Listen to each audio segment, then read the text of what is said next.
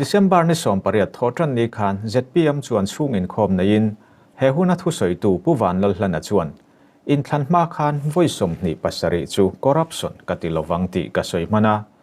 mipuin kachunga rinna an ngata sarkarna ngelnget taksiam turin ZPM ading ta opposition party tepo party fake bar pui puya kanin beina ti topa sarkar thale chaktak nei tura trangho turin kan som ngalani kan opposition leader Pulal Chandamaral te khan constructive opposition ni atum thu asoya thatakin kan kalho thei nge yang ti karingani ati PWD minister chuan ramro relna pathian ramdin ti hi kan party thiltum masaberani a secular rama pathian ramdin ti hi aharasat na soyom thrin ma se pathian ramdin turin sarkar kalpui kan tumani kan chief minister hi cholmun ko rana upa ani a kan opposition leader Pulal Chandamaral te hi durtlang ko rana upa ani boka Indian National Congress lama kan MLA pungun lian chunga po ko ran upa ania kan speaker Pulal Biakzama po an ko rana upa ani bok kan ram hruai tu lupoi mo ber te hi ko rana po rong bol tu poi mo lir ania chu wangin ram ro rel na pathian ram tundin kan ti hian kan tho ho na athat phot chuan kan ti thei emang in thlan chung chang soi chun zomin kan rama rorel tu kan thlan hian kil thuma in chu hi athleng ngai lo khop mai tun in thlana po khan a boruwa ka chuan kil thuma in be kan anga ma se in thlan a nai tial tiala thuang ni in kan in be ti a chiang tial tialani hun local jail tura po kil thum hian kan in be arin om chuang lo ZPM sarkar ta hi kan party mi an lo mang chi in mi pui po an lo ma an mi be sei na po asanga an mi be sei ang kan phak lo chuan kan ram chu kal ngai na awang to ngotang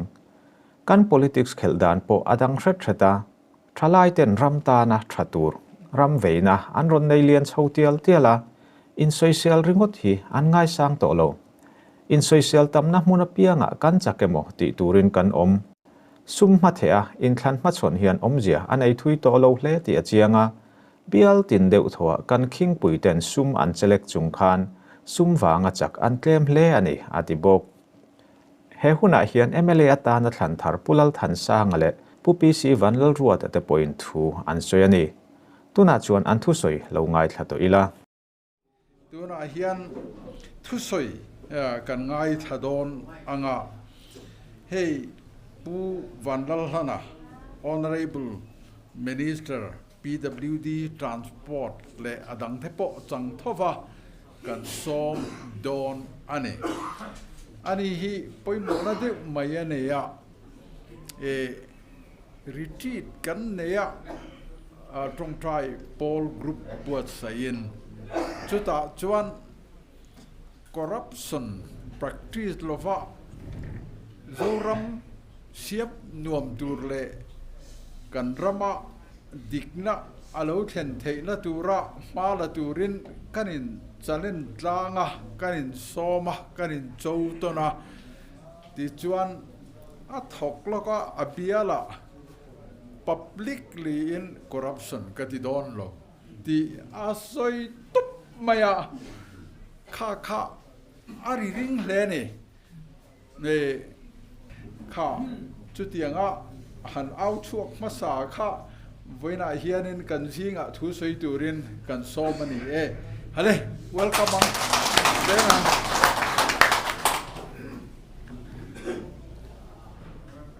pu chairman le lungrol poidu takteu inzawain si bai kabu ko cheu helai muna hian ka ding khat ta deu view maya kan ho tu ten ithu soya hune antia voin di poimo taka hian thu soi turbon kalo in ngai chi lawa office khar ni closing function na nia kan ho tu poimo ten thon soi tura te kan ngai dewa amaro chu ko wak tlamio maya kanan soiwe po don so nyang chu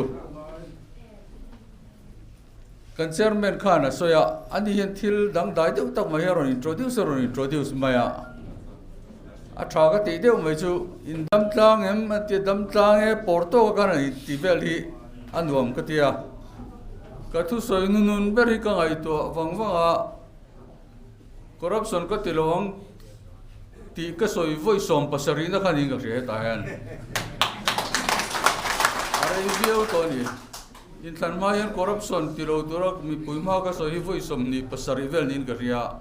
voi som pasari eta ka soin to kan voi som vel chu public aming chuan ka soi so anyang voi som pasari na ni chu ta tang chuan voi ni ha rei ta viawa chu wangin boru ka lo dang lama minister ti te kan hu tu ten mian an bel vea chu wangin kan in mukar mara in dam tlang em ka tianga dam tlang e portok in miluti sakon yo in dam tlang em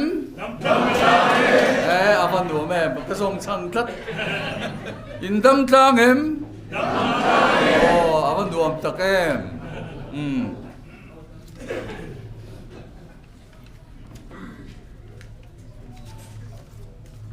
in sana zauta war is over, electoral war is over now. Tuna chuan in thana zauta result po thatta ka chuaka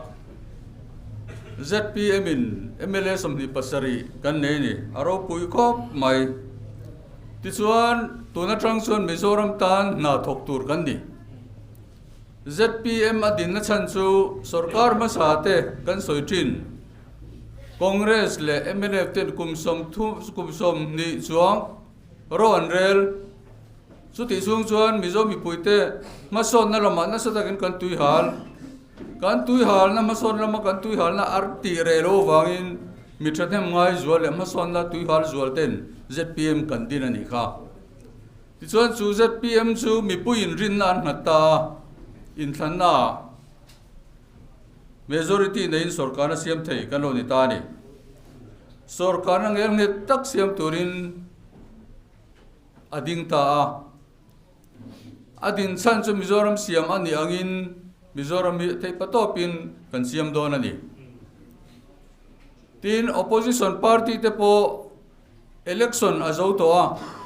party thei fei kibar lian pui puya kan in khoa kan in bei thi ti topin ram siam turin ma ilangu tin ka som doni democracy ram chuan opposition party apoi mo sarkar chak taka kal tur chuan opposition party chak nei angai tuna hian opposition party chak tak kan nei thein ka ria opposition danina apal opposition leader kai ruan noya opposition party te point sarkar khalantum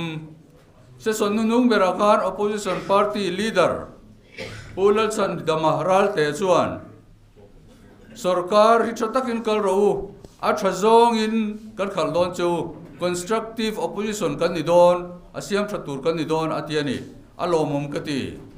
thatakin kan to khowang ti karingani ten party dang po chu tiang bok chuan sarkar siam thaturin te patopin an ni na tangin tran an lang ti karingani kan constitution a chuan bungthum na hian party thiltum pasari awma ama sabera chuan ramro relna pathian ram din ti hi ani ramro relna pathian ram din ti hi kan party thiltum zinga masaber pakhat na anima mai secular sarkar omna secular rama chuan tiangi atigam ni ti te po question om theang amaro chu kan ho tu ten ramro relna pathian ram din hi an tumani tlat sumi mang chuan election commission a po registration din ania miron pesi ani chu wangin kan rama hian ro rel na tha pathian ram din tur chuan pathian point mia kai roi nin ka ria tun din huna ram ro rel tu nar kai lok tu tak tak te kan sik po hianin kan thei donin ka ria mul kan tran the ni kan chief minister pulal do ma chu Sonmun Koshana, Presbyterian Koshan Upania. Tin opposition leader, Pulal Sandamaral Tesu Durtlang Leitana, Koshan Upani Boka. Tin Congressa MLA Pungun Liansu Machu, Lairam Isu Christa Baptist Koshana, Koshan Upania. Tin Dr. Beichu Azu Evangelical Maralan ECM Church of Maralana Koshanupa ni boka kan speaker puzam te chu UPC a ko thanu pa ni boka deputy speaker pulal from ki ma chu rongbol tu ko than baptist kolosi pa tu alupa kan tiang hi ni boka kan ramro rel tu nar kai tu te zong zong ka ko than rongbol tu poimbo ta kan ni tlatani chu wangin kan party thil tuma ramro rel na pathian ram din ti po hi bul kan tran thein ka ria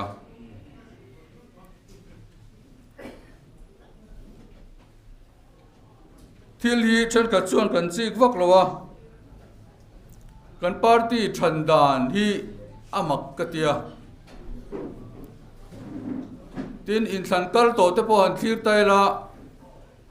o in than kal to chila thir loila kan party thandan hi sang ni som pasaria kan party kan dina sang ni som pariata in than na kan ma chon nga la chu ta chuan MLA pariat kan nei ni bial riata kan tling ani sang ni somni le pathuma in than na kan nei lia MLA somni pasari kan nei bial ruka kan thin lo na bial ruka hian patni na kan ni ve kan ni chu wang in than le lom tura te phei chuan kan partisan se a thai mem ni ka ria atla te tan hian beidon tur om lo tuna roral tu te hian sarkari thata kiran kalpui tura ngai la a thale zuara kalpui turin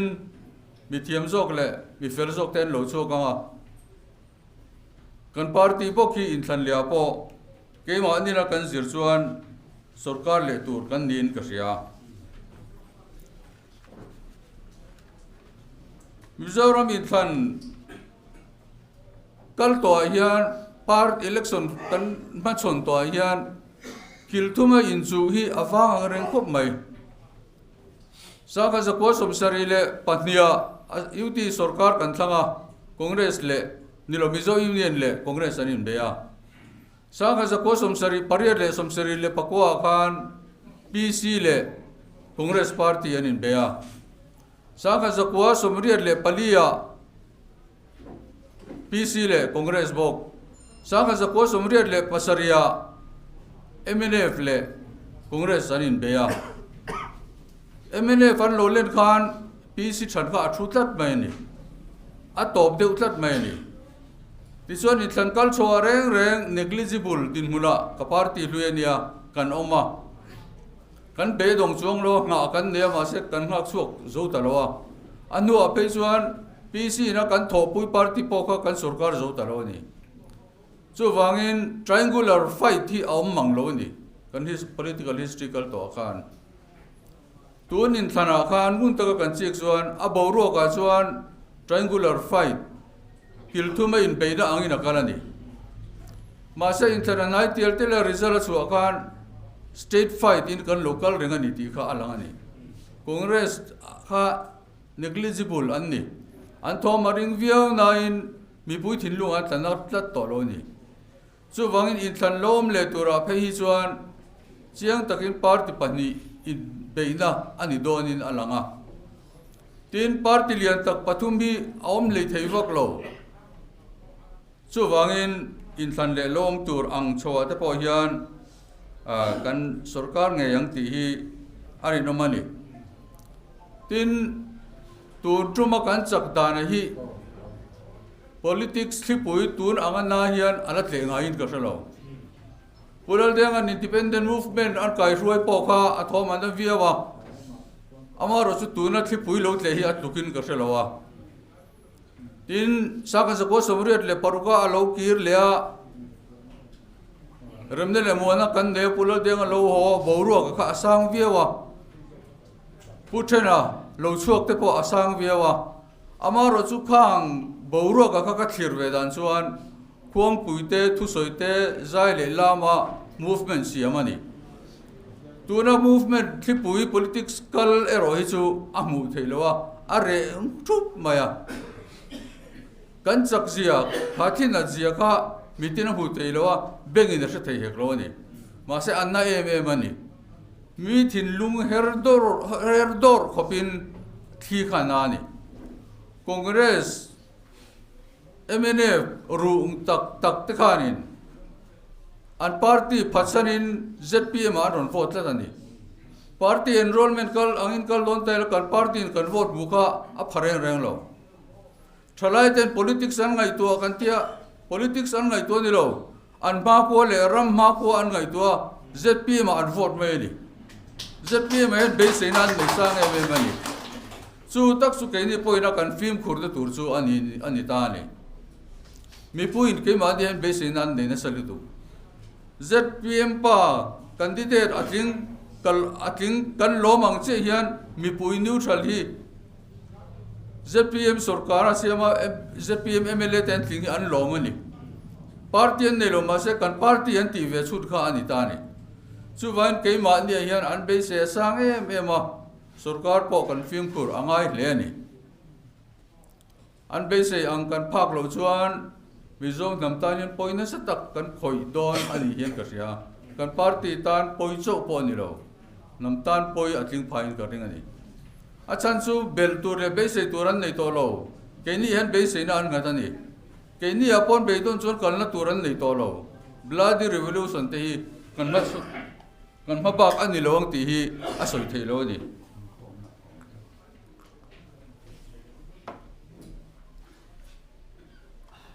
tin Mizoram kan politics kheldan le kalma po hi adang lam shetin ka ria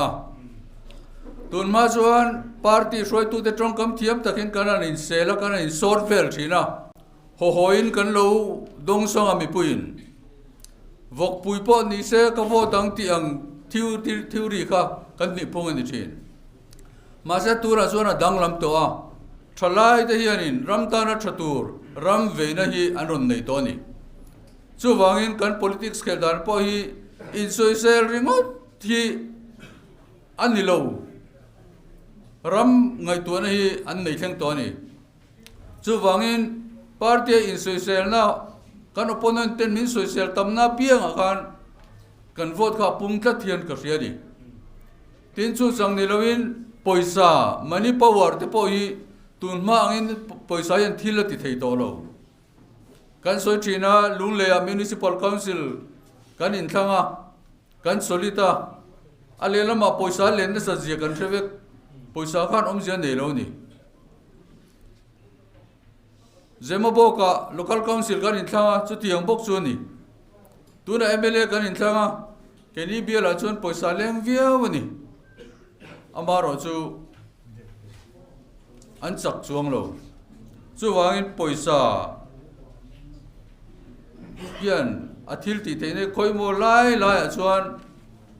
mi ne theina chula nei ma se anol pui anga te hi chuanin MPF zirtir na nen koshan lama zirtir na nen poisa hian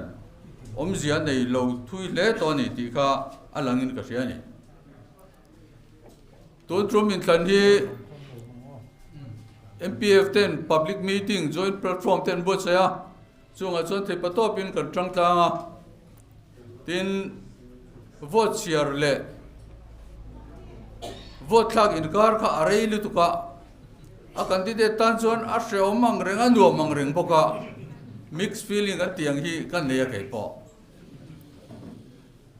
kain ring ve khop ma ka ko opponent te an tlange ya ke hi katling ti kha kan in chu dana de kan vilun boka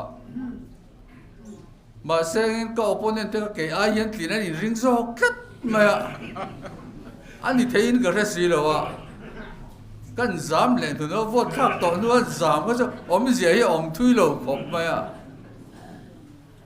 cái này đi trôi tu thế cái bây giờ cái vác suộc bọc cái phẳng suộc lên thế còn đi cái mà solid đơn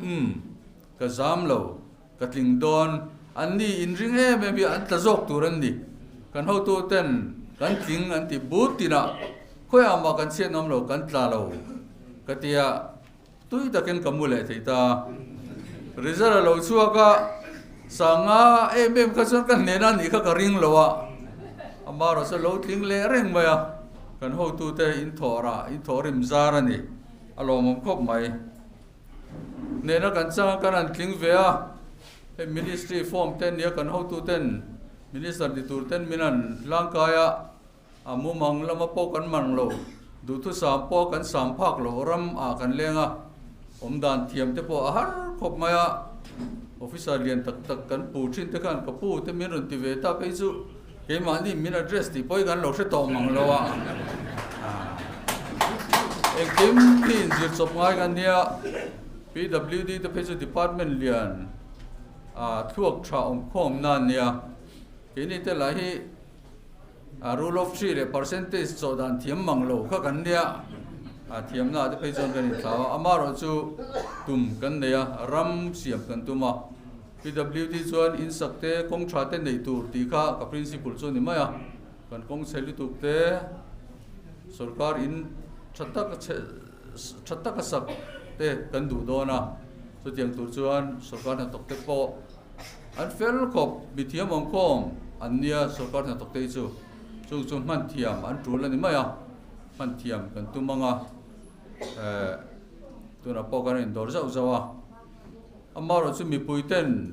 min thret thiam pui ka du khop maya sarkar minister hanni ta thil ti te din ban an di ni engkim kan ti thei mo ti hi ol khopa kan har sa to sia problem te kan nga sia kan problem zong hi a solve thei lo ti hi chu kan tlang ka ringa amaro chu kan mangan na te kan du te hanin ngai thak sak te anuam vea kan ti thei china chuan minister tu ma hi kan tlan chin ka ring lowa kan party wa karte wang ai tiang din huna ding hi kan ni ti kan in train ka ria chuan kan ti thei a chuan kan tlan longa kan ti thei a omani chuan in dil main kan ti ang ti po ka ring ani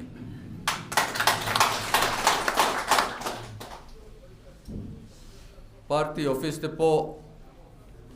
athiyanga tam kan langa thalai nge ni headquarter khan in minister te po office nga ni te po kha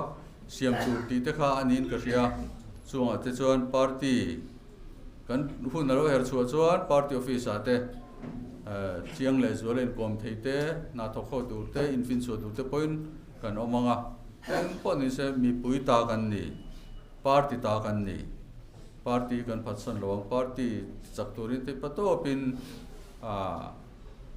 amoi to kini tiang zoi de no party kan mangai kitania kan phatsan don lo party mi kan ni chu wangin Lugo tara thoklang dia tu kan ye tin hemi department kan ho tu den hoyom takin department interest hi in event minister te ni don ta la mit dek deka peisuanin corruption tel lo PWD en ko li ka cha ke katiani so tiang kan ni na kan ni pui party fin so le pui po kamamo don ani su ni ro se o kalome amai ro chu kun all claim te thing pui ron sem lai vel khan kan neya hey zar kot tlangwal tlan chak sual huai puthenan du to ka a train to chief minister eng tin nge mo han sut thak ve reng le ti hi riat ka cha kat maya soi ve turin an som tiang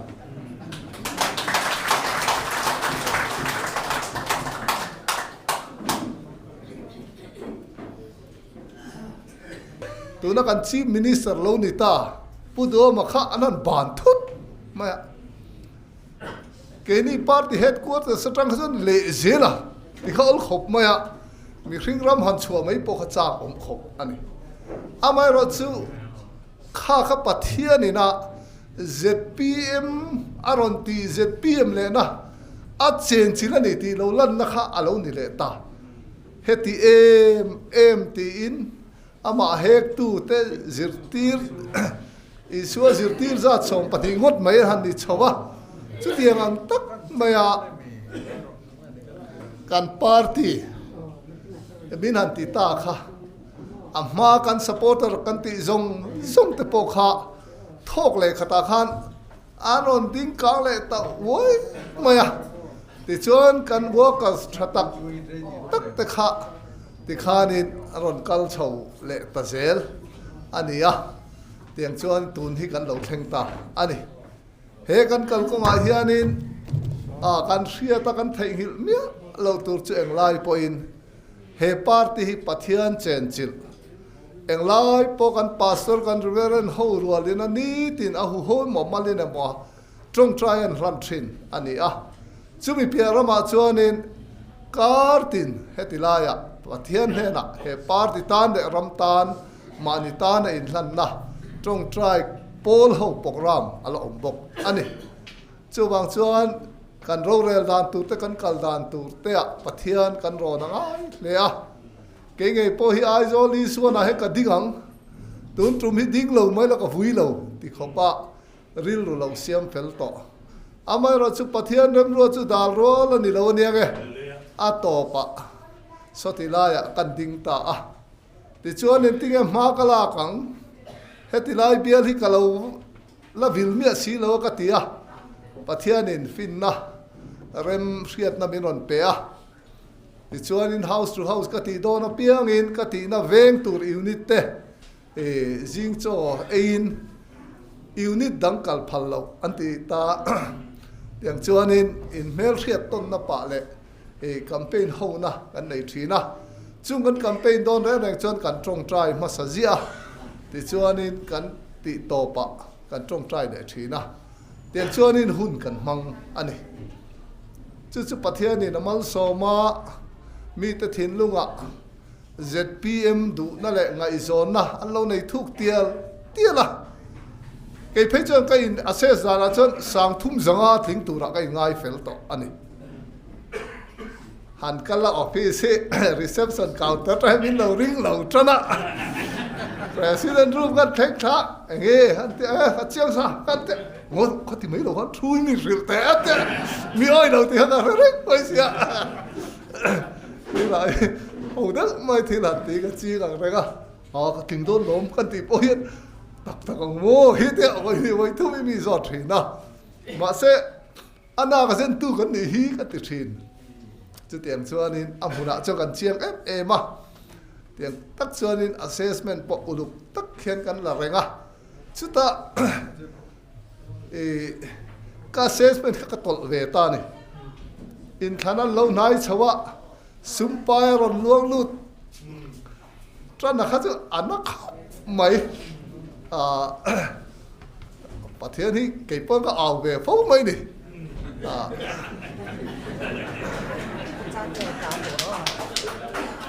chan chu anara na han ti reng hi anin hi ka ring deu le ka an reverend ti om to deu he ka ngai deu thina chu wang chuanin kan ti về le lop thina pathian in kan trong trai te a chang ni miang ka tia pathian in kabula rice kam lo da ne kabula pathian in engen ni khatiang khanin mal som na asatakin mi lo vurin mi lo ompui ani a alo mom areng khop maya khatia poisan luang lu tak tak khachu chehei gan ti mana ta chuanin sang ni zanga hi chong ka chakang ti kha ta chuanin ka in ngai heta a ma se sang ni zanga po chu ka phatalawa sang ni le za le pakhatin kan chakta ani ten thanem ngai min campaign pui tu te an tam e ma hei pizo lian ni te kan huwa pizo lian ni zing da ru ka hen ning ko da hen lo thu bu thaya kalan mulau dar don lek lek fiam thu thina wa han pe ma em kan tia ma se pizo hi hian atia hey ka taksa ka tha te na heti lai ka ron campaign china hian in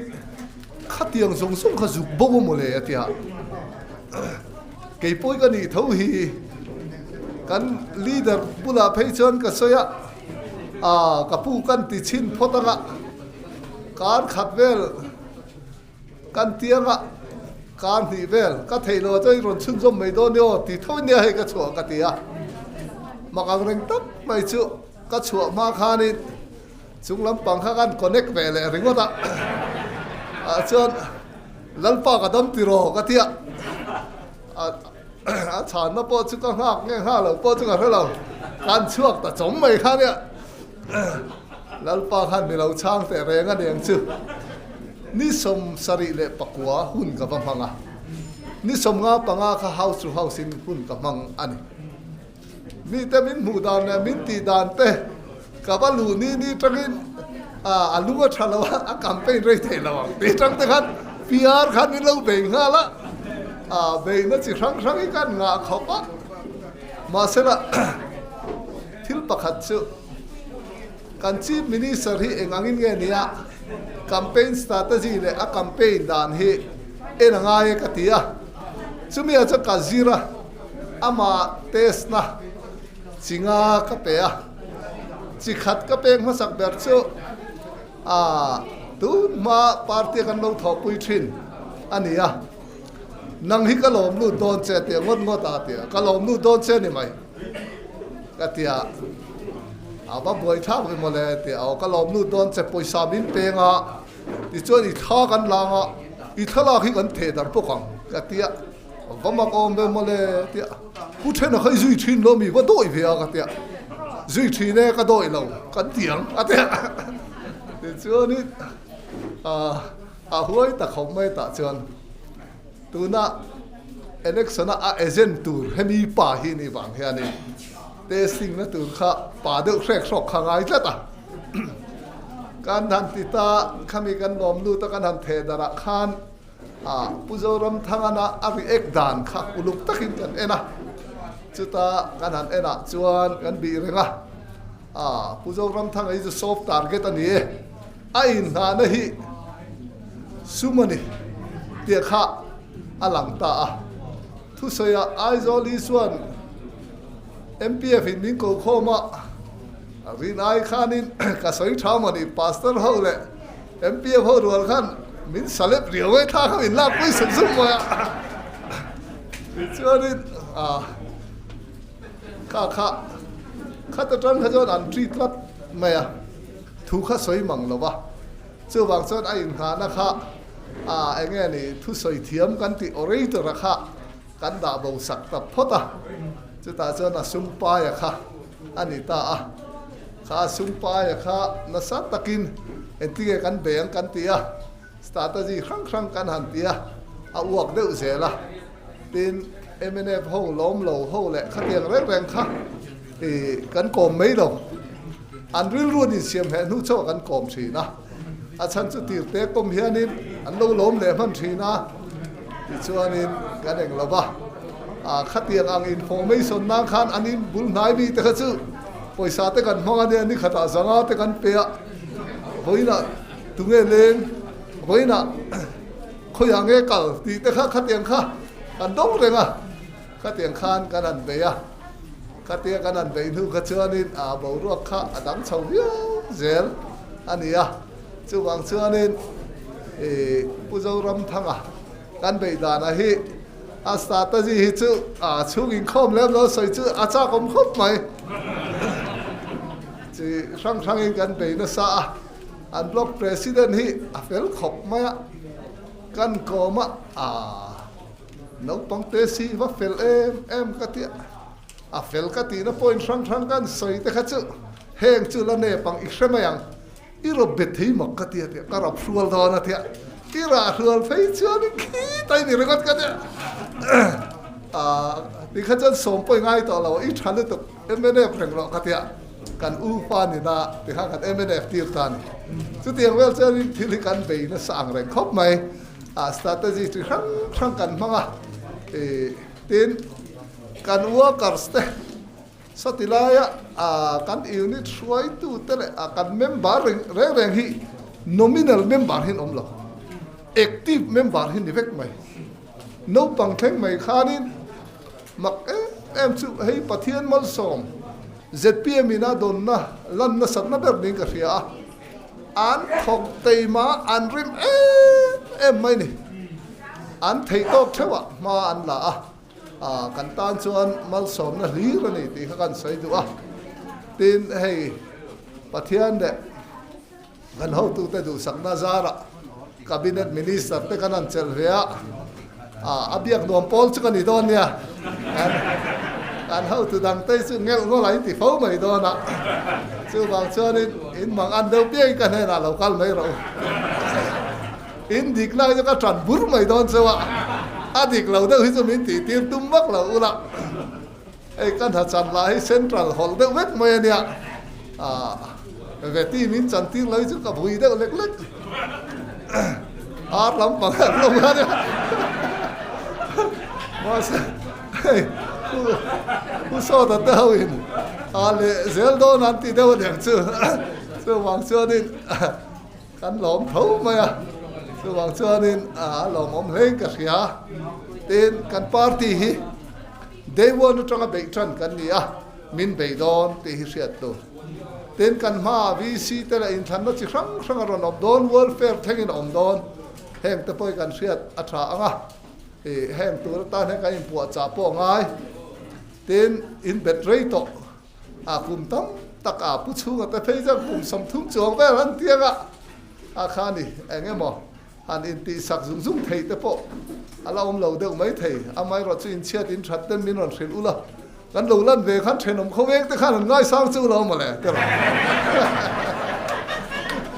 chu wang chu ni khat tiang te khat thabe le lam panga chuan chu wang chuanin thei patopin he ram rong hi kan bolanga dik na lal tiang king chungin pathian ring tatin thei topin he ram rong bol puitan voin lia hang kan somin kan ngen chu ni kalome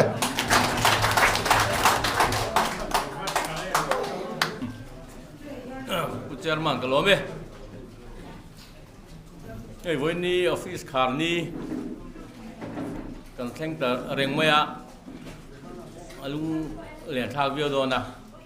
amar chu kan ho tu ten niriata ngofa antia kan in mulo rei vak man lo tura ngai la Christmas te him takin mangila kum thar te ti kha du sakna kan lan lok du cheu ni ei ne kan chairman sreng deu khan kan thing ve ringot maya tin ve ringot thi MLA ni na lo ni maya kan hoi về là MLA thing về lo hit tam riu mai bok sia wang chuan tin ve ringot kha MLA ni na nia ei ho tu ten min du sa kan minister zi le nga la ma se ka ngai toilet mai maya politics ka mer riat nahi kum sa ka jago somriat pasari khania ta khan pulal do man hung hi kan lo ji MNU wa khan chalai unit chuai tu ka lo ni to wa kan chut le ta rei to vi wa kan khua ching chi ba hian pu do ma lo kala pu fe la deina chalai unit kan dina somriat le pasari khan chalai unit chuai tu MNU ha ka lo ni ve dei to wa ka tarangan chut phei kha chuanin kum som thum le ti nei to mai nia MLA ni hi lo har mangeo ka ti le no ni cái vàng chuan cả lom viau mày à MLA ni hi lo har viau mày à mani ka soi to a pulan na hi ni lo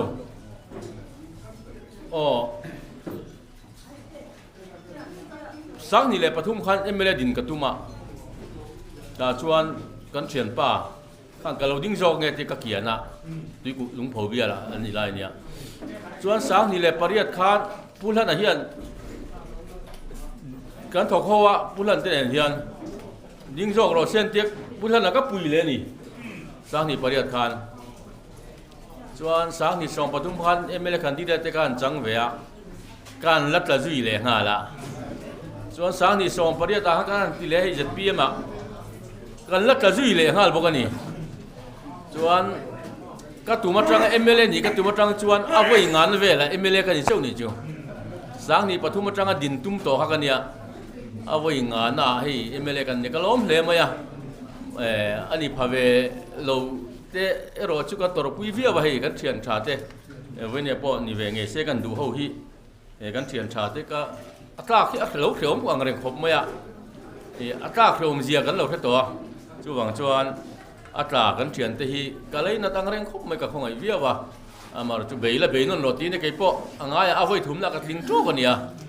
tu na kan thian dam ta ke chu voi khat na ta na ni ve a la king ve chho mai tu ra kan nga ya ni ti kha loi te kan soi duwa hei kalpung thar kan beidona ผู้จ้าเตียเสียงเดียวคัดเก็บไว้มินิสเตอร์เบี้ยนวมกันกันนี่กันนี่งะโดนนะท่านอินทีตักเวลเตะกระเทียมเราอีกสักเดียวไม่เนี่ยช่วงช่วงนี้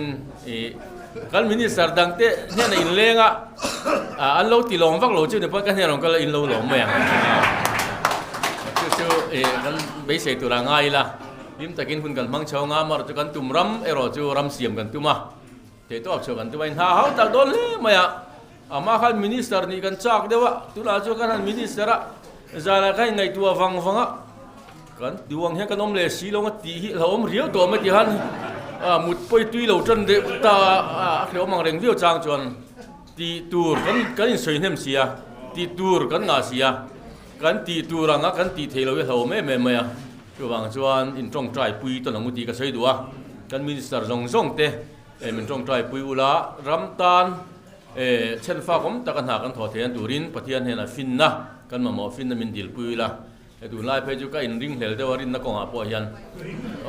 ปะเทียนเห็นอะไรเฮียนินฟินนะที่กระดิลเดียวกุดไปนี่ก็อินเหาทองเดียวไงพวกเราให้มินิสเตอร์ได้กันนี่ชัวรำรู้เรื่องนักกันปาร์ตี้กันเจอชัวที่ก็อินริงเหลเดวจันนะช่วงชวนฟินนะมินเปโรที่กระดิลเดียวกุดไปนี่ก็อินริงเหลกันดีเดียวนี่ช่วงชวนมินจงใจปุยตำรู้จงใจกันมาหมดกันมินิสเตอร์ส่งเตะเดี๋ยวตัวเชื่อนี่จงใจปุยมุติขากันส้มดูเจ้าเนกโลเม